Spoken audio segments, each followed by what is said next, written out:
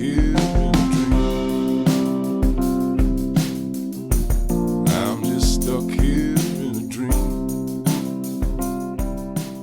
Welcome to episode 35 of the Guns and Yoga podcast. My name is Wendy Hummell. In today's episode, you're going to hear my conversation with Amanda Dozanti, a former deputy sheriff turned first responder wellness coach and specialist.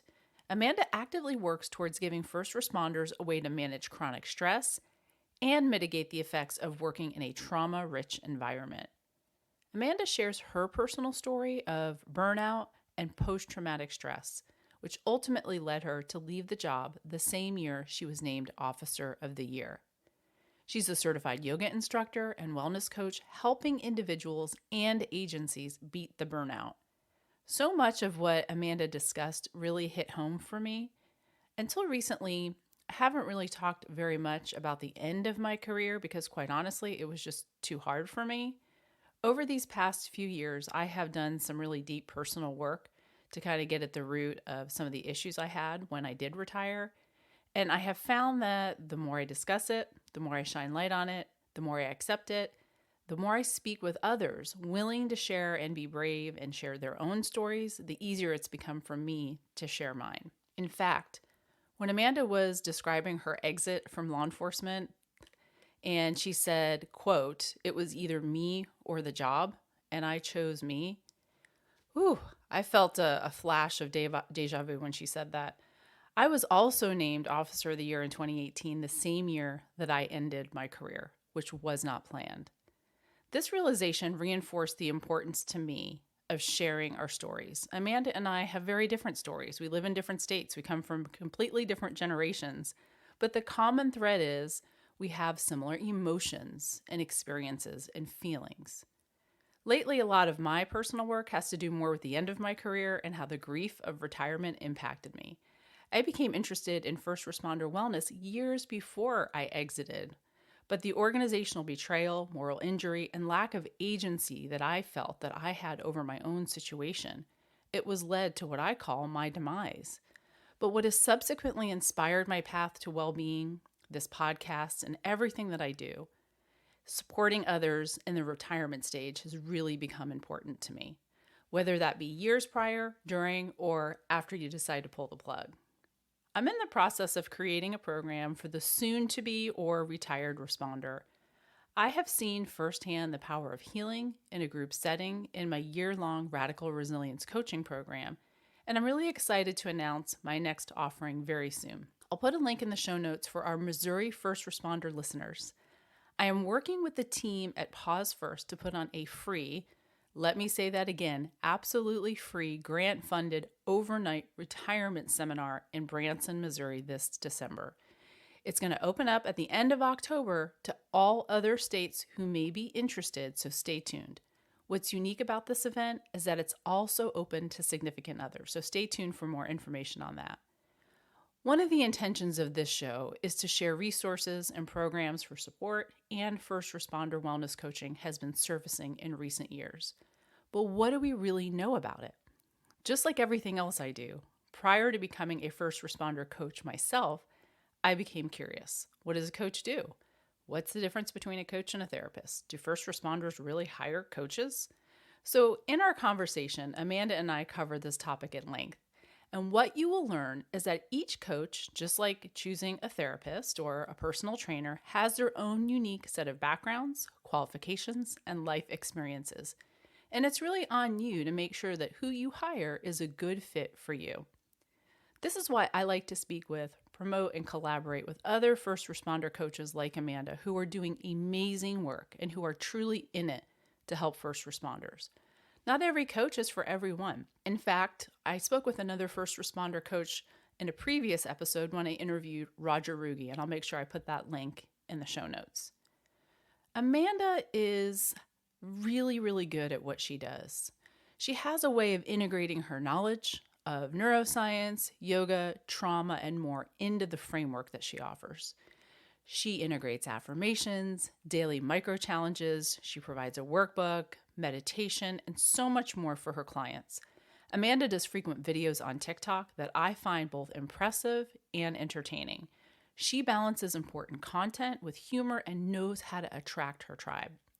Amanda is an agency trainer, a coach, a yoga instructor, a mom, and a wife, and she's dedicated to supporting first responders through her one-on-one coaching program, her app, agency trainings, and soon she'll be launching a new app. So stay tuned for more information on that.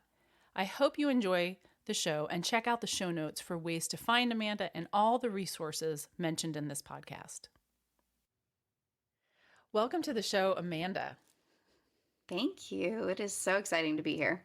Yes, it's taken us a bit to get this pulled off time-wise, but we finally made it happen, right? Yes, busy women, but I'm glad to finally connect. Yes, me too. So today, for our listeners, we're going to be talking to Amanda Dozanti. She's a former law enforcement officer.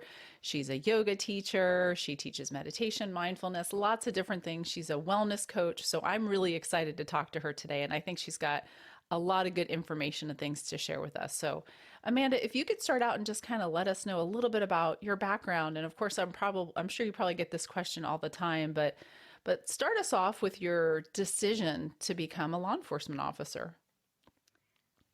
I honestly don't know that it was a decision. It kind of just happened. Sure. But so it might give you a better idea if I just go right into the background. So I went to Kent State, and within my criminal justice programming, I was given the opportunity to shadow some people doing some undercover online investigations, kind of Chris Hansen type stuff, but, full reality, not TV show, obviously. So, and that really piqued my interest. And so I actually signed on as an auxiliary with that department at just 19 years old. And that then pushed me into joining the police academy at 20. And here in Ohio, and I think this kind of is the case for most of the U.S., you can't actually carry a weapon and be a law enforcement officer until you're 21. So I kind of was a little bit early to the party, but so I finished out my degree and started with the sheriff's office, did a multitude of different positions there, but the bulk of my career was on road patrol. And we had a 520 square mile county, and we would usually run anywhere between like 4 and 6 deputies per shift. So we were running hot often. And then I actually went in 2015, I went from Officer of the Year in February of that year to complete burnout by September. And at that point, I kind of pivoted and became a criminal court victim advocate for around 5 years. And during that time, I went back to get my master's in criminology and victimology, which is essentially trauma, is the bulk of what we studied. And I also went through a 10-month yoga teacher training during that time. I had been doing yoga for, at that point, I'm not sure how long I had been doing it. I started in the academy because I thought I really needed a good stretch, right? And Yep, been there. and what I learned when I went back to start, getting a good stretch again, was that it was so much deeper than that. And so that really became part of my healing journey. And then I became a yoga instructor. And ultimately, when I left that advocacy position in 2020, I kind of took some time off to just figure out where I was going. And I had a little stroke of genius and figured that everything that I had been through and learned and studied, I could funnel all into one program and bring it back to my first responder brothers and sisters and help them get through the things that I struggled with. Yeah, that's amazing because when I'm listening to you, I just feel like there's so many similarities. So my mind is kind of going a lot of different places. But I do want to back up just a minute, and I want to ask, if you don't mind. You mentioned having this, all intents and purposes, great career. You were on the road, you were officer of the year, and then you mentioned burnout, like within the Hmm. same year. Can you tell us a little bit more about that? Like what occurred to lead to the burnout? Now, it might be easier reflecting back. I'm sure during that time it was hard to figure it out, but Yeah, yeah. Hindsight is 2020 for sure. And what I didn't realize was that I came into the career with unresolved traumas, which is very, very common. We don't get into these abnormal careers for no reason, right? It's not by coincidence usually. And so what happened was I experienced more traumas, big T traumas, little T traumas, critical incidents, and then just your everyday trickle of the smaller things. And within that year, so I had also taken on a Marine Patrol position, patrolling the waterways. And so on weekends, it was nothing for me to work on the water from 7 a.m. to 2 p.m. and then go work 4 p.m. to 10 or 4 p.m. to midnight and then do it all over again. oh wow. Okay. So because I enjoyed it, and hindsight, I was running from my own self.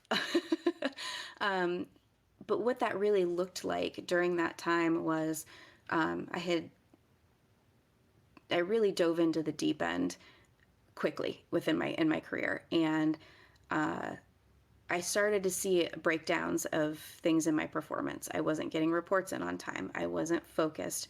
I was showing up to work. This is embarrassing, but I was showing up to work without my duty belt. Um, I was, I did not have a good attitude. Um, just for an example, I met somebody or got reintroduced to somebody a couple years after I had left full-time law enforcement, and she said, "Gosh, you look so familiar and I just can't place you." And we started talking, and she goes, "Oh, you never smiled." Oh And I wow. went, "Oh my God." And that was like my heart dropped into my stomach. And she had figured out where she knew me from, which was the sheriff's office, but she didn't recognize me because I was actually smiling, and previously I had never smiled apparently. So if that wasn't telling, but it really became, I was irritable, I was hyper vigilant, very paranoid, and in 2015 there was a lot of things that kicked off in the nation, that officers were getting ambushed in their homes. There was one story in particular where a young deputy was ambushed by somebody who had been hiding in her bushes at her house, and she was shot and killed. And that resonated with me because I lived alone, and that one stuck to me, and I carried that with me, and that really replayed in my head a lot. Well, I didn't expect to get emotional. That must have really affected me more than I thought. So we have these big quantum things that we hear and we have knowledge of that really break us down over time. And that's what I really learned was I had PTS and I was ignoring it. I had depression and I was ignoring it. When I left, I had no choice but to face the fact that I also had adrenal fatigue, because I took about a month off in between jobs and slept for about 18 hours a day for an entire month. So it was very interesting to see the direct effects that stress can have on our body. Well, first of all, thank you for being so open about all of that. I know it's not easy. And it's, I know that you know this, but it can be really helpful if even just one person hears that may be going through the same thing. Because a lot of times we don't talk about those things. Because you even said this is embarrassing, but I'd go to work and I'd forget my duty belt. I mean, and Yeah. I hear you, but think about how prevalent that is. We hear about all the signs and symptoms of burnout, but it looks different for different people. What I think is so important for people to take from what you just said is that it is a very normal reaction to some of the things that we experience, see, and do day in and day out. And even what you said about just hearing about things, that secondary trauma and how you personalized it because you resonated so closely with it. So thank you so much for sharing all that. Yeah. And I will say a year ago, or maybe, a little over a year ago, I wasn't able to say a lot of these things out loud. Mm-hmm. But I realized that people needed to hear these things and know that a lot of us are going through the very, very, very similar things, and we think that we're alone. But the more we talk about it and the more we're open about it, we can see that we're all kind of in the same boat. And so if I can share my story and be open about it, then maybe somebody else can too, and maybe that will have a really big ripple effect. Absolutely. You mentioned adrenal fatigue, and I want to get to that. So maybe we can explain a little bit more about what that looks like. But Mm-hmm. once you realize that all of these things were leading you down a road where you're like, yeah, I can't go on like this anymore. What is it besides leaving the profession and going, well, you left the profession, but really didn't go, you were still in the criminal justice profession when you went from the road to being a victim advocate. But what did you do? How did your healing path start? I know you mentioned yoga, but any other tools or things that you did that you can offer that were helpful for you? Yeah, and this is a lot of what I work on now, because I don't want people to feel like they have to leave in order to get well. So I've really studied a lot of physiology, neurobiology, a lot of my yoga stuff, and figured out that when it all boils down, we have dysregulated nervous systems, and we have to learn. We have to first be able to connect to our body and be able to listen to it to identify what's going on. But law enforcement, we just don't have feelings. So I like to refer to these things as data and evidence and messages from the body. So we have to be able to connect and then work with our body, because our bodies know how to heal themselves. We have all of these systems built in, and we just don't know how to use them anymore. And so a lot of what I do is working with the parasympathetic nervous system and kind of teaching people how to come down off of an adrenaline dump, how to increase your vagal tone. So working with your vagus nerve. And for anybody listening that doesn't know, it's your 10th cranial nerve. It runs through your entire body, and it can, when it's activated, it can release serotonin and dopamine and endorphins. And when you work with it on a consistent basis, you can increase your vagal tone, which can make you have a shortened reaction time when you have these adrenaline dumps and things like that. So a lot of it is working with your body, and that's what I was able to figure out. And then a lot of it is also emotional intelligence and self-awareness. And we spend so much time avoiding feeling our feelings. And if we funneled that time into actually facing what we've got going on, and really just diving in head first, we would see that the only way out is through. And so if we stop running from it, then we can actually be free from it. Yeah, that's amazing. Thank you for all of that. I feel like I get so excited when I hear you talk. So I'm like, yes, I'm like doing these internal high fives as I hear you saying all of this. But so for you, it looks like you're learning about going to yoga, studying yoga was part of how you came to this realization for yourself and then wanting to share it with others. Was there anything else? Oftentimes people and it looks different for different people. Sometimes people, credit like the support of family, friends, therapy, exercise, like different things like that. Was there anything else? Because it's usually a melting pot of things because it looks different for everybody. Oh yeah, it was definitely a myriad of things, and one thing in particular I think that allowed me to make the shift was that I met my now husband. Okay. We started dating, and within 3 months he was like, you don't have to live like this. And I was 2.5 hours away from my family. I moved up here when I was 18 to go to school, and I didn't really have that very close support system. I had a lot of friends, but I always kept people in an arm's length. And when I entered into that relationship, I really had never had that as an adult, that feeling of such support. And I thought, wow, maybe there's something to this. And I think that's what allowed me to, move into a different direction and feel comfortable doing so. But certainly there were a lot of different factors. But for me, it wasn't really a choice.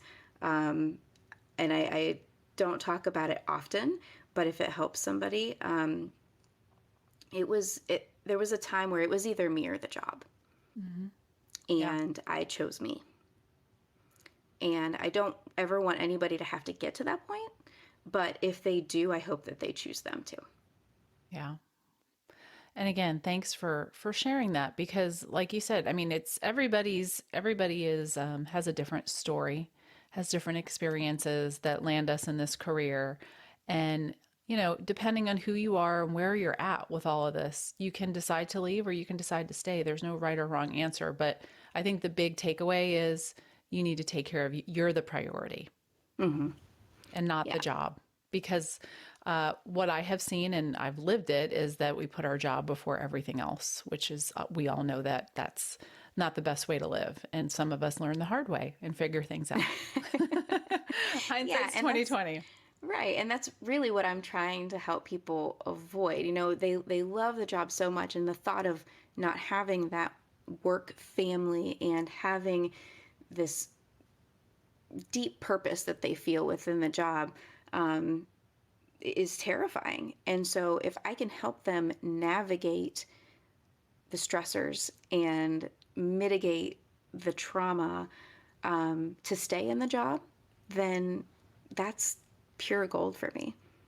Well, and now if we could maybe transition, and you can tell us a little bit more about how you do that. So you have a business, and I know you do a lot of different things. You're a coach, which I'm really excited to talk to you about this. If you could kind of go into what offerings you have, how you can support people individually, and I know you do trainings for agencies too. Mm-hmm. Yeah, so I do some agency trainings for fire departments, police departments, and here in Ohio, my curriculum has actually been approved by OPATA, which is the Ohio Peace Officer Training Commission. So that's our, a lot of states follow POST, but that's our,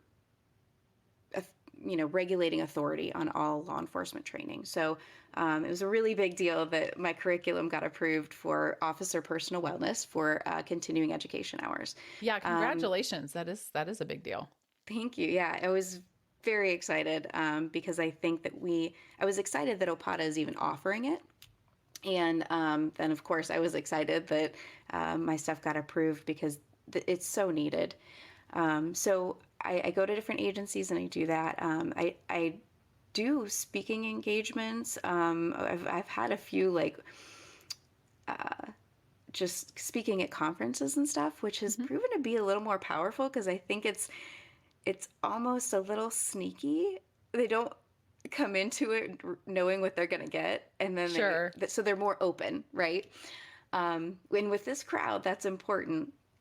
And then I do one-on-one training with clients, and I have basically a 9-week program that I've built.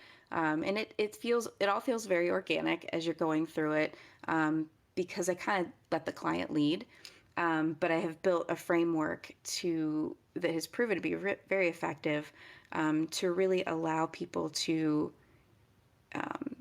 connect with themselves, find their own self-awareness, and then kind of take their power back over it all.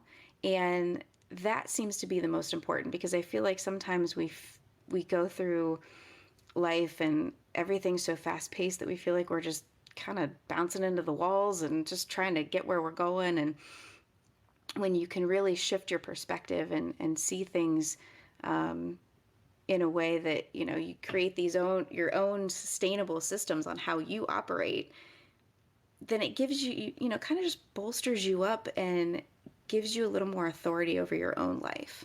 Yeah, it gives you, I mean, we're notorious as first responders for wanting to control everything, even though we know that we can't always do that. It sounds like the way you're offering it is that they're in the driver's seat. Like they're driving their own healing path. Mm-hmm. Essentially, yeah. And it's interesting, and I know that you'll connect with this, but I do it in a way, or I teach it in a way that is not necessarily control, because we really aren't in control. And so I make that very clear, but we really work on developing systems and then kind of getting rid of the expectation of the outcome. Mm-hmm. So really just focusing on what you're doing day to day, what your operating systems are. I even have a whole workbook that is your personal constitution. Who are you at your core without that uniform? That seems to be a huge component. But, really what I was getting at was, I'm assuming you're familiar with the yamas and the niyamas. Yes. And so non-possessiveness, right? Like not trying to hold on so tightly to everything that you're really not holding on to anything at all.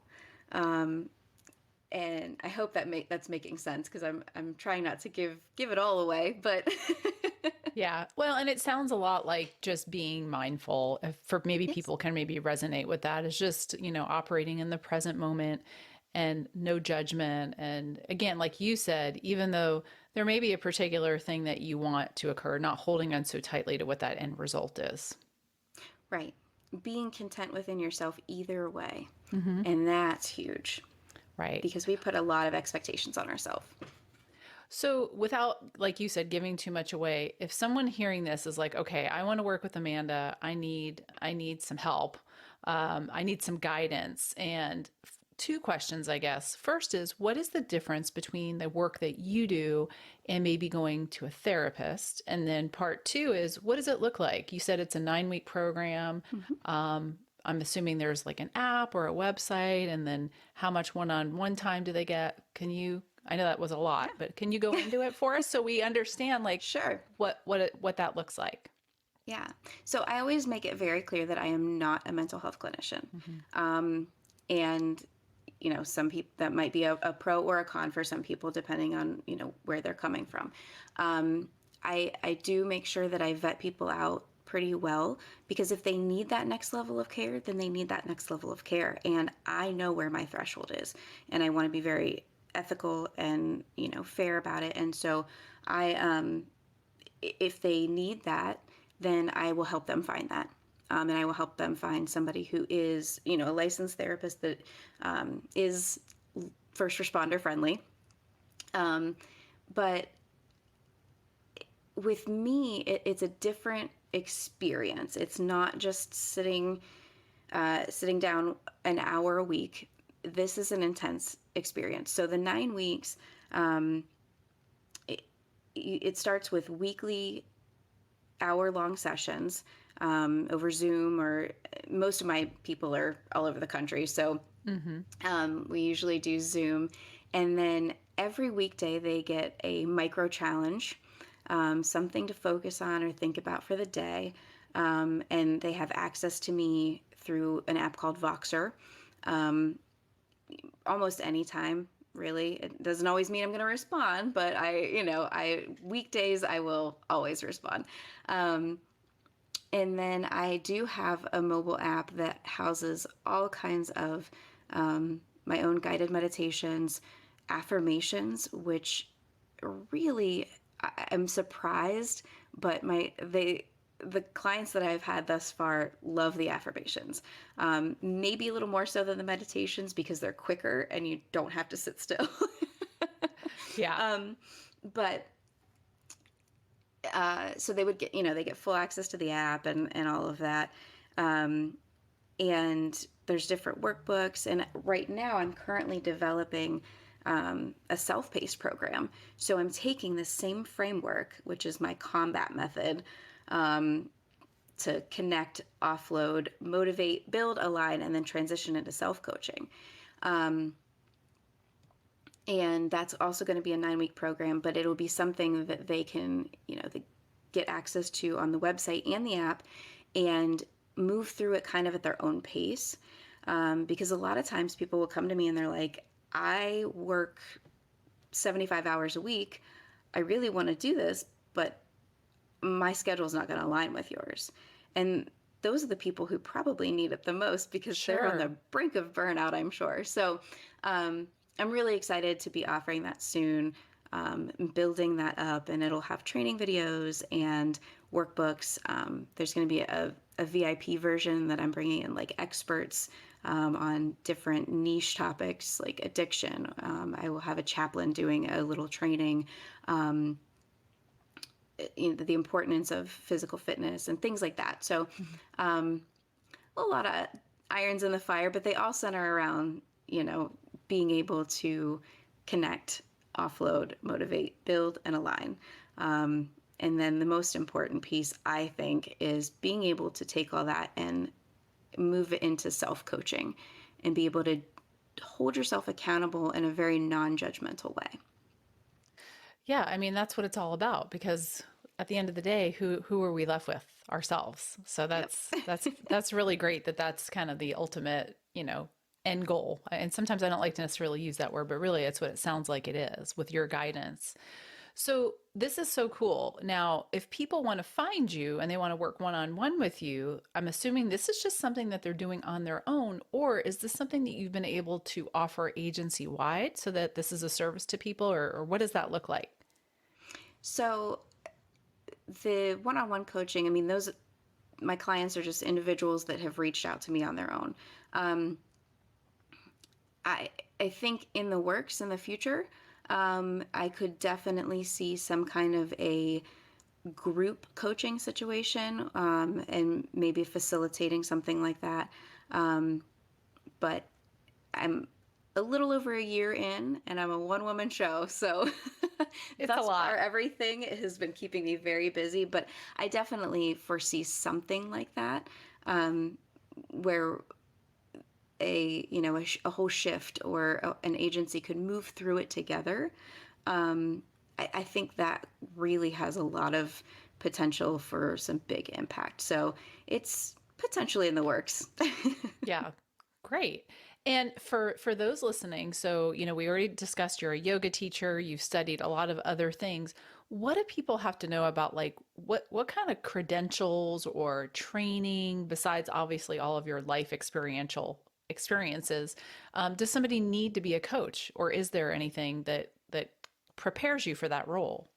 Yeah. So interestingly, right now, there is no regulating authority on being a coach. And I think in the last 5 years, it's really become like this buzzword that everybody's like, oh, I'll just be a coach. And then COVID hit and they're like, perfect, I'll be a coach. And so I really hesitated to call myself a coach for that reason, but it really was the only thing that fit. So I call myself a first responder wellness coach and specialist. But there is no regulating authority right now. Now you can go out and get certifications to be trauma informed and all kinds of different things. But I already have all of that within my advocacy training, my master's degree. So as far as credentials, I mean, I don't have one certification that says I can be a coach. But when you add it all up together, it's all there. And then I think the most important piece is there really is no substitute for having lived it. And so my own personal experience ties in a lot. And not that everybody's experience is gonna look like mine, but being able to have that real connection and have a good, safe connection with your client, I think is very important, because we tend to isolate a lot in these jobs. And for them to have a good, safe connection where they feel like they can be completely open and honest, really provides a special container for them to offload and just be who they truly are.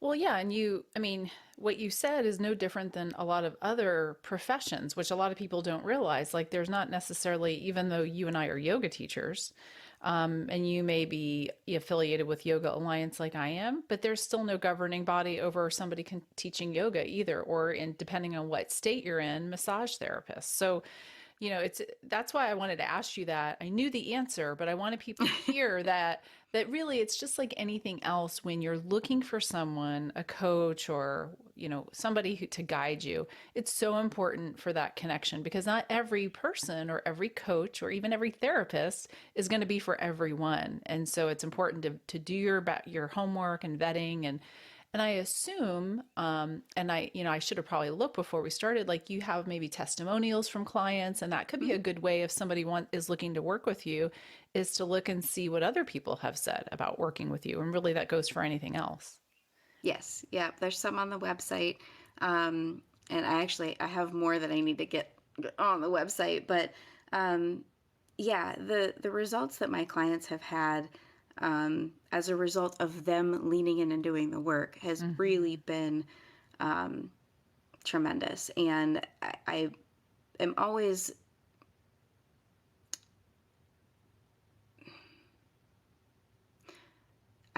want to remind them that the work is on their end. I'm just here to kind of be a compass and, give them recommendations and suggestions, but they really have to lean in and do the work if they want the result. And sometimes that's hard, because we don't like to feel feelings and really look deeply at our own self and some of the, maybe even some of the responsibility that we have in our own struggle. But when we can do that, we take our power back over it. So I always make sure, though, that they know that the result is because of their work, not mine. Yeah, that's a really good point, because there is no quick, easy fix to any of this. I mean, you have to dig in and do the work and be ready to do it. Yeah, precisely. So I'm curious. So, because you've been doing this stuff for a while now, and I mean this stuff, I mean being a law enforcement officer, working with law enforcement, how do you see the things that you're talking about and doing, how things have changed and evolved since you entered the career field? Because you and I both know that these things that we're talking about today were really taboo, and nobody spoke of trauma, stress, the impact it has. So how do you see how that's evolved? And if you could speak to that, especially because you mentioned going to some of these conferences and talking about this stuff. Yeah. So, back in the day, feelings did not exist. You just didn't even think about them. And when I went to the academy in '08, they said, hey, you're going to see some stuff. You're going to have to learn to compartmentalize. Work is at work, home is at home. And when I really sat down and kind of analyzed that, that's scary. Because if you're keeping all of your work stuff at work, then that means you're carrying that with you into every shift. When really you need to be taking some of it home and offloading it and working through it. And compartmentalizing will save your life on a shift. It will keep you safe. And, if you can't be worrying about a fight you had with your girlfriend while you're on a domestic, that's not a good thing. But it's not a lifestyle either. It cannot work long term. You cannot just shut it down, because you are one human. You're a whole human with one whole human experience. And if you try to box it away, it's going to leak out into other areas of your life. And we see that, right? Like high divorce rates, high alcohol abuse, high burnout. And then there's a statistic floating around right now that after retirement, law enforcement officers are living an average of 5 years after they retire, which is devastating because when you spend 20, 25 years of your life serving other people, and then when you finally get your own time, you only get an average of 5 years. And it's because of the stress, because they're holding it in and it's creating cardiovascular issues and, we're having heart attacks and strokes. And it's really imperative even to our physical health that we learn how to offload the stress properly and work through a lot of the trauma and stuff that we've experienced, because all of that lives in our body. It's like mental residue, internal residue that just sticks to us, and we really have to be able to clear it out.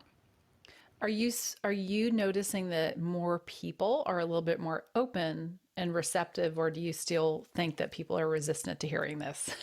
Yeah, so back to the original questions. No, that's okay.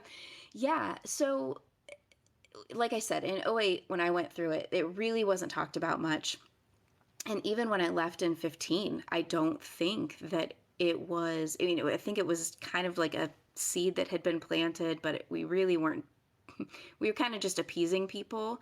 But what I'm seeing in the last few years is that people are really, now that we're really starting to track officer suicides and we're really starting to notice the big effects of the state of our society and how that's affecting people. And I think as a society, we're moving into a little bit more mindful situation. And so I'm hoping that policing follows, but I'm seeing that people are more receptive than I thought they were going to be. In the group situations, there's always a couple that, they've got to stay armored up and be the tough guy and yeah, whatever, this isn't for me. And but what I also find is that the guys who have been on for 30 years, who grew up in the career under that suck it up buttercup mentality, those are the ones that are ready to do the work. Those are the ones that are like, I can see now how if I had done this 20 years ago, my life would be a lot different. And those are the ones that are really, I think, get the big impact because they see it clearly. That's a really good point because a lot of the people that I came up in this career with, because I'm 53, are either getting ready to retire or have retired, and really seeing how this has impacted people after the career or towards the end of the career. And I agree, people, these issues are starting to surface or have been surfacing, and the decision is, okay, I either confront this and have a healthy retirement or live the rest of my life healthfully, or continue to operate in the way that I have been for my whole life or my whole career. So what kind of advice, if you had to offer a quick piece of advice, I know it's going to be hard for you to choose one thing, to someone who might be on the cusp of this realization, like what can be done? I mean, we've touched upon a lot of things, but what would you tell somebody who's, they can tell that they can't go on, like they're experiencing certain things in their body or their mind, maybe they're irritable at home, their relationships are suffering. How can they start out if people feel stuck and they don't know what to do? What do you recommend? Really simple. Get real. Stop denying the reality of the situation. Because it's my submission that so much of our mental and emotional pain is just simply because of the resistance of the truth.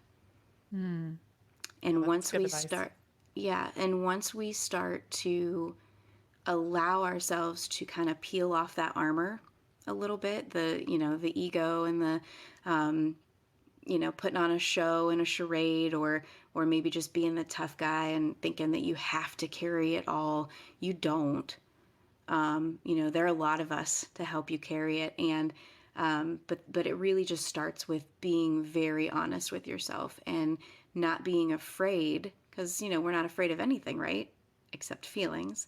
But not being afraid to look at your own shadow And what happens is when, just like a real physical shadow, when you look at it from far away, it looks really big and scary. But when you move towards it, it shrinks. And then it becomes a little more manageable. And then when you actually get on top of it, it goes away completely. Yeah, just taking action or taking a step towards it can really be a big relief in some instances. I mean, obviously some people have a lot more to deal with than others, but you're absolutely right. It's just that avoidance of whatever that big scary thing is. So Well, just Amanda, being really sorry. So just being no, go really ahead. really willing to be honest with yourself. Great. That's the first step.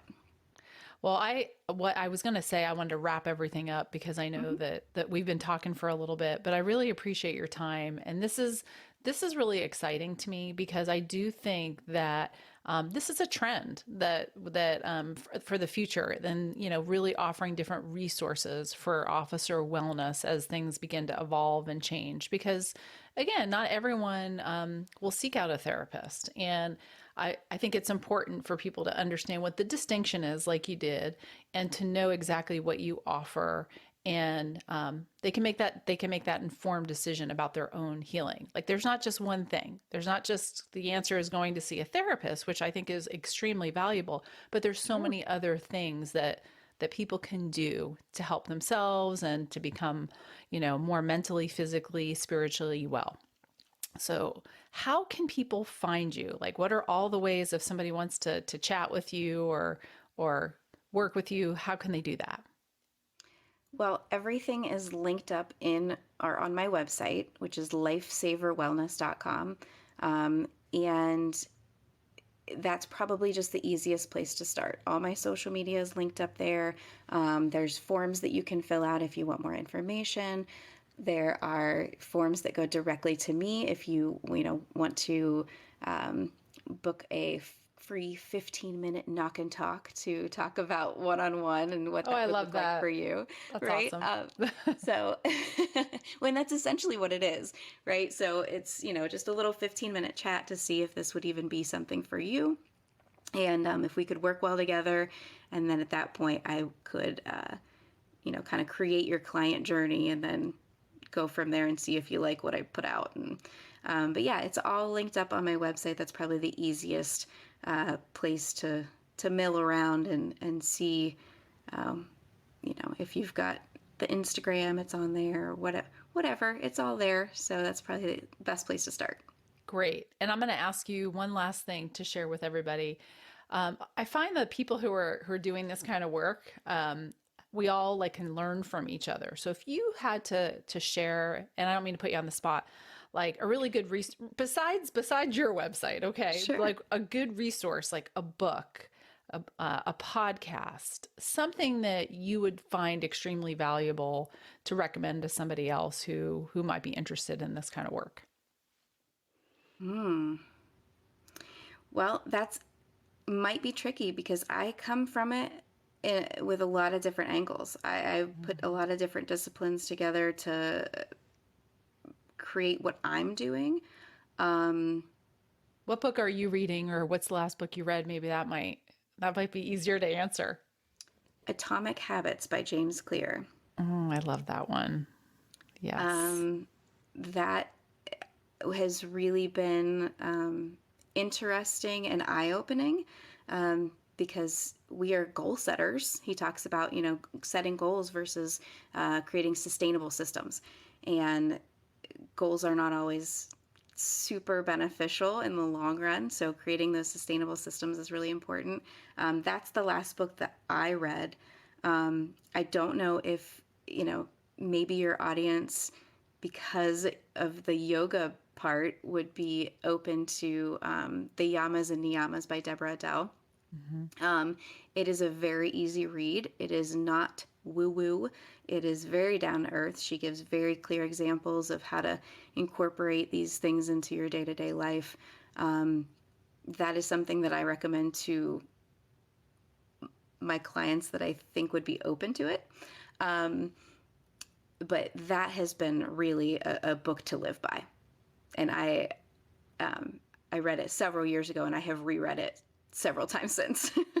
Yeah, I agree with you, and it's funny you mentioned that because I have a friend. He's a police officer, and he's actually just wrapping up yoga teacher training, and I've known him for years. And I gave him that book as a gift, um, because because I knew he'd be receptive to it. First of all, because you're right, people think, well, what does that even mean? Those words are weird. I don't understand them.